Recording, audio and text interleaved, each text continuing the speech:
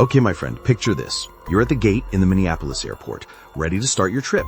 The aircraft is fueled, the crew is boarding, and passengers are already lining up with their carry-ons. Everything looks like just another routine flight. But then, something unusual happens. Just moments before departure, uniformed officers rush down the jet bridge. The calm, ordinary scene suddenly shifts into one of confusion and whispers. Within minutes, one of the pilots, the very person trusted to take this plane and everyone on board safely across the country, is escorted off the aircraft in handcuffs. The flight is delayed. Passengers are left stunned, staring out the windows as law enforcement leads the pilot away. Nobody knows exactly what went wrong, but one thing is clear. Whatever just happened wasn't small. It was serious enough to stop a fully boarded jet from taking off. So, what led to this shocking moment? Why would a professional pilot in full uniform be removed from the cockpit right before departure? Well, you will be shocked when you find out, believe me. I am Captain Jack Mercer. What you're going to watch now is the story from the perspective of a pilot who has lived and seen a lot in 25 years of experience. Welcome aboard.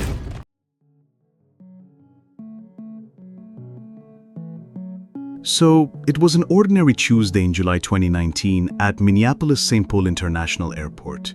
The summer sun poured through the tall glass windows of Terminal 1, lighting up the steady rhythm of travelers weaving through security checkpoints and boarding gates. Families with strollers, business travelers with laptops, vacationers with rolling bags. The airport pulsed with the usual pre-departure chaos.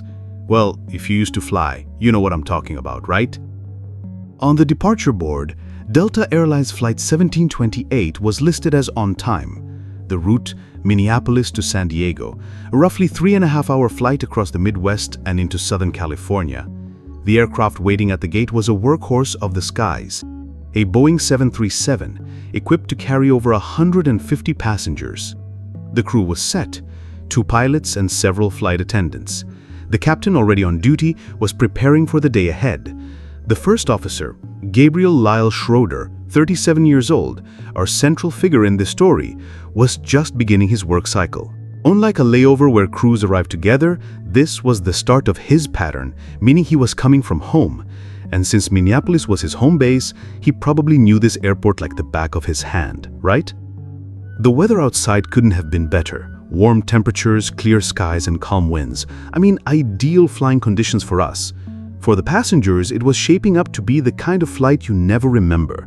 A smooth ride, perhaps a nap, maybe a movie, and a safe landing on the sunny California coast. But as everyone settled into what promised to be just another routine journey, a series of small, almost invisible decisions began to build towards something far from routine. Something that would stop this flight before it even left the ground, my friend. Well, the pilot's journey through the airport mirrored what we, crew members, experience daily. He entered through the known crew member checkpoint, which is a system designed to streamline the process for airline staff. At this point, everything appeared normal. He handed over his ID, scanned his KCM barcode, and passed through security with ease. No alarms, no flags. I mean, just another day at work, right? Okay, he proceeded toward the concourse, making his way to the gate where Flight 1728 was scheduled to depart. From a pilot perspective, let me tell you that at this stage, everything is supposed to be seamless. When I pass through crew security, it's almost muscle memory. You flash your ID, scan your code, maybe nod to the TSA officer and move on. It's a process that happens hundreds of times a year. So, the fellow pilot at this point looked okay. He left the TSA officer and kept moving on. He was making his way to the boarding gate, passengers were slowly gathering at the gate, and the pilot was headed toward his aircraft. Well, it was the calm before a storm no one saw coming. Then, my friend, came the anomaly. Near the gate, the first officer encountered something unexpected. A random security screening checkpoint. Let me tell you that these aren't common, but they're not unheard of either. Even crew members can be pulled aside for additional checks. For most of us, it's a minor inconvenience, you know? You sigh, open your bag, maybe crack a joke about being randomed, and move on. But this pilot didn't just comply and continue. He hesitated. Witnesses later recalled that he seemed uncertain, even resistant. His appearance was described as a little disheveled, his uniform shirt in need of ironing, his overall look slightly off. Rather than proceed directly through the inspection, he stepped aside and engaged with the agents, almost as if testing the boundaries of whether he really had to comply. Then he realizes that yes, he would have to comply. It doesn't matter if he was a pilot. And then came the move that raised eyebrows.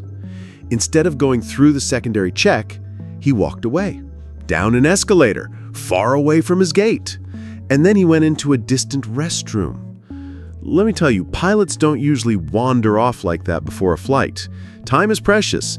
If you've got 45 minutes before departure, you're headed to the gate.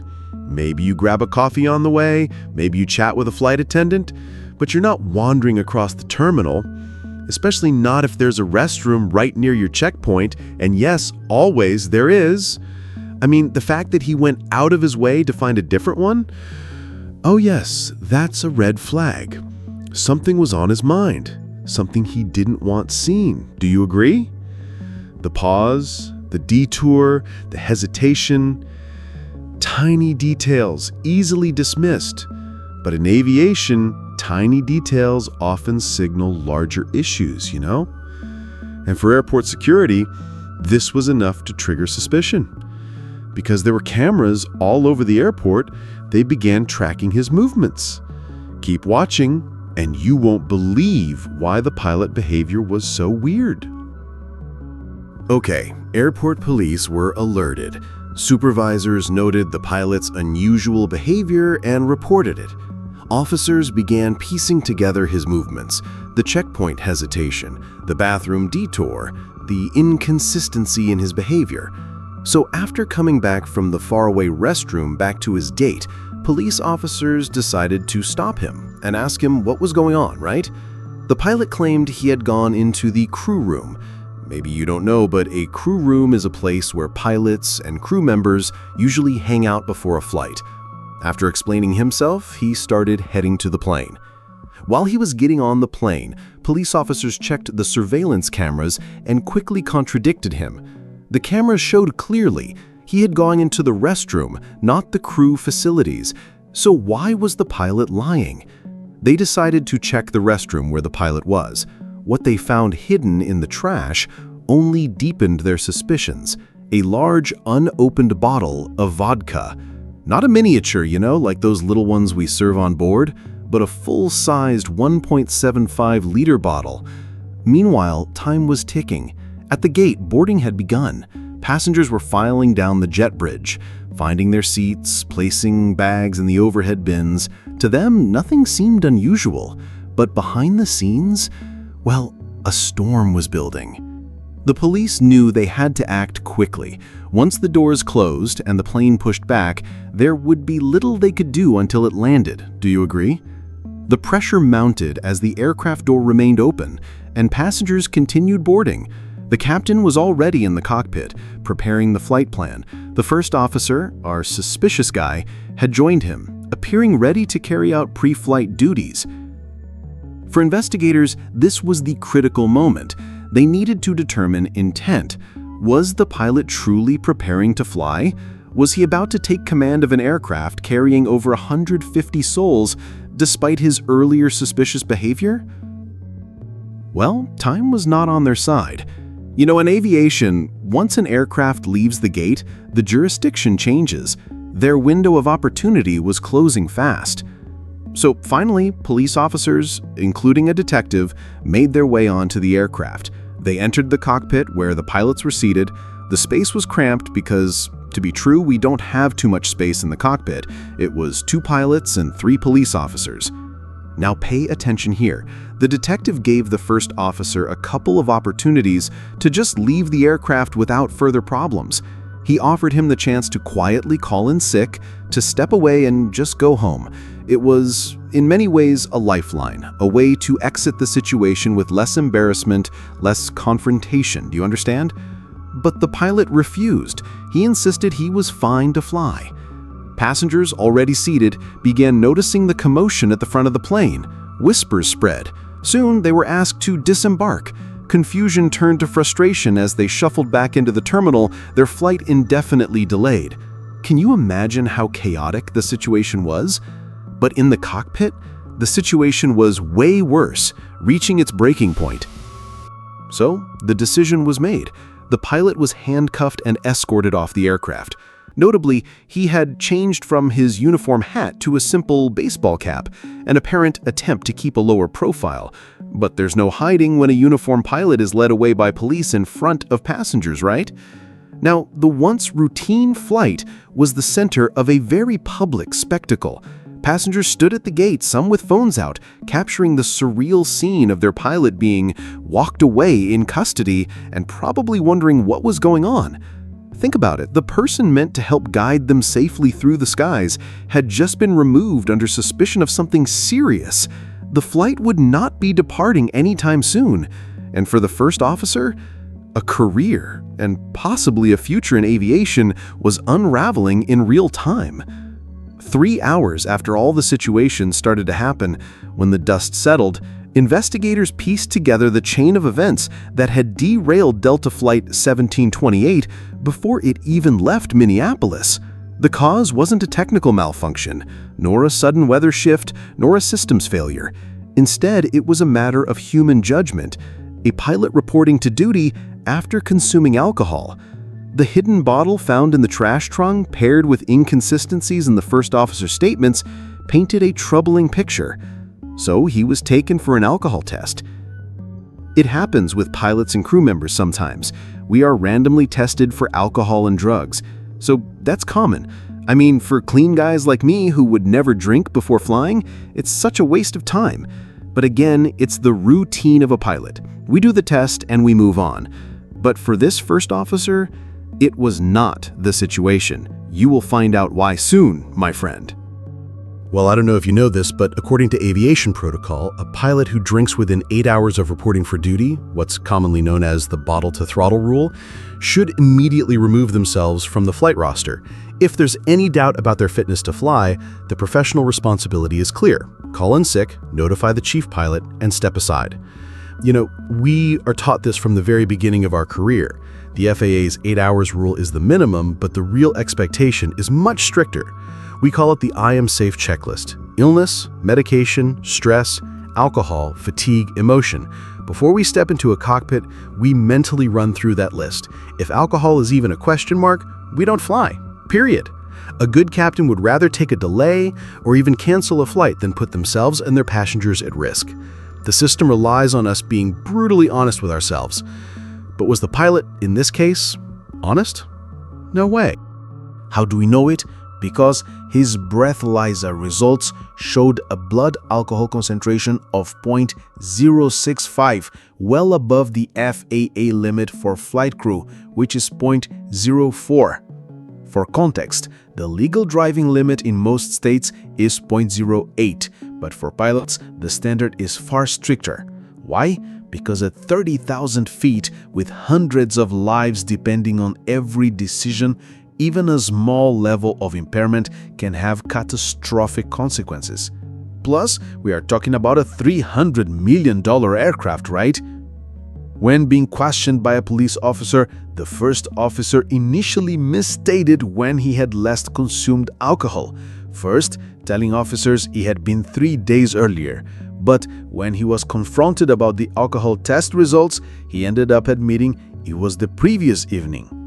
Then he tried to convince the police officer that he had no intention to fly, he was just inside the cockpit, which, at this point, the police officer knew was just another lie, right?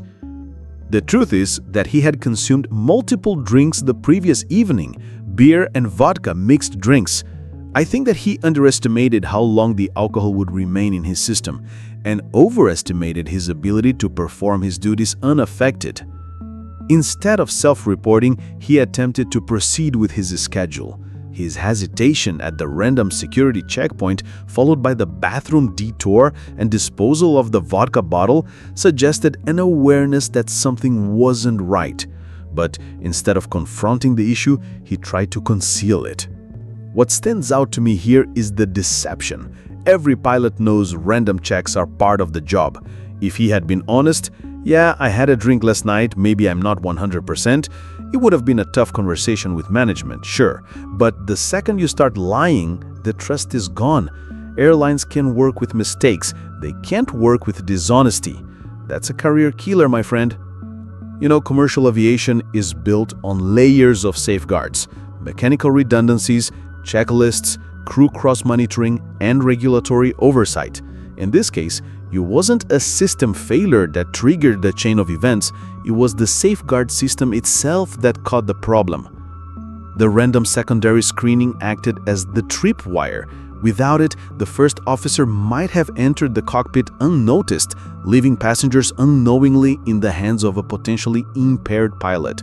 The layered security measures, while inconvenient for us sometimes, worked exactly as intended. They exposed behavior inconsistent with professional standards, and airport police intervened before takeoff. This is why, as a pilot, I need to admit the importance of random checks. Sometimes they feel unnecessary. Sometimes they catch you on a tight connection and you grumble. But look, this is the proof they serve a purpose. They're there for the one time, the rare time when something isn't right. And on that Tuesday in Minneapolis, the system worked, right? Perhaps the most telling moment came in the cockpit itself. With officers present, the detective offered the first officer a chance to step down quietly, to call in sick, walk away, and avoid escalation. This was a final opportunity to exercise sound judgment. Instead, he doubled down, insisting he was fit to fly. That refusal sealed the outcome. By denying the exit ramp, he forced the situation into the open. Passengers were removed, the flight was cancelled, and his arrest became a public spectacle. You know, in our training, they drill us on scenarios where we have to recognize impairment in others. If a captain shows up unfit, a first officer is expected to step up and stop them, no matter the awkwardness. So when the shoe was on the other foot and this officer had the chance to do the right thing, just admit he wasn't fit, he refused. That's the moment where poor judgment turned into a career-ending mistake.